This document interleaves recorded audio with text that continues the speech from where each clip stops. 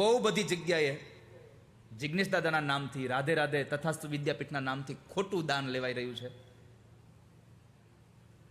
મારી સાથે ક્યાંય કથામાં કોઈ જગ્યાએ મળવા આવીને મારી હારેનો ફોટો પડાવી અને પછી બધાને શેર કરી દે કે હું દાદાની નજીક છું અને દાદાનું આ કામ છે એટલે તમે અહીંયા આ પૈસા મોકલી આપો, આ કરી આપો.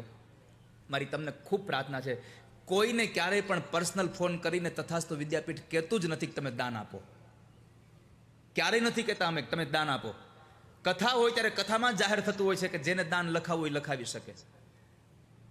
તથાસ્તુ વિદ્યાપીઠ માટે કાંઈ પણ તમારે સંપર્ક કરવો હોય તો એલઈડી સ્ક્રીનમાં જે આ 4 નંબર આપ્યા છે, દાન અથવા અન્ય માહિતી માટેનો સંપર્ક, આ 4 નંબરમાંથી તમારે સંપર્ક કરવો.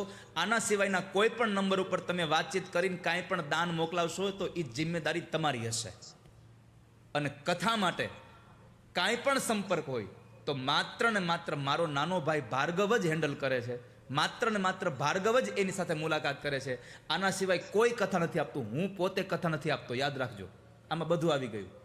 હું પોતે કથાની તારીખ નથી આપતો. કથાની તારીખ માટે તમારે ભાર્ગવને જ મળવું પડે છે, કારણ કે એ બધી જ કથાની વ્યવસ્થા એ જોતો હોય છે.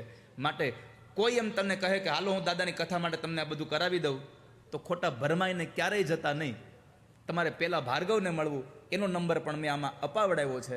આ એટલા માટે કહું છું કે હમણાં જ તાજેતરમાં મારા નામથી એક જગ્યાએથી દાન લઈ આવીને પાછા એ દાન જેને આપ્યું હતું એ ઉઘરાણી માટે મારી પાસે આવ્યા. તમે અમારું નામ કેમ ન બોલ્યા?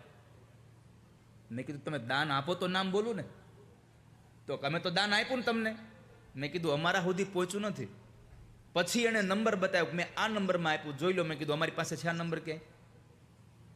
એટલા માટે મારે તમને આ જાણ કરવી પડી કે તમે તમારી સદભાવનાથી દાન કરતા હો તથાસ્તુ વિદ્યાપીઠના ગરીબ છોકરાઓ માટે, અને તમારું દાન કોઈ બીજો લઈ જાય, જુગાર રમી જાય, એના કરતાં મારી પ્રાર્થના છે કે તમે સદ જગ્યાએ, સારી જગ્યાએ માહિતી મેળવીને પછી દાન આપજો. એના પહેલાં ક્યારેય દાન ના આપશો. તથાસ્તુ વિદ્યાપીઠ તમને સામેથી ફોન કરીને ક્યારેય નહીં કહે તમે દાન આપો એમ. કથાઓના માધ્યમથી જ જ્યારે દાન લેવાતું હોય છે, કથાઓના માધ્યમથી જ તમને જ્યારે માહિતી અપાતી હોય છે, ત્યારે બધું થતું હોય છે.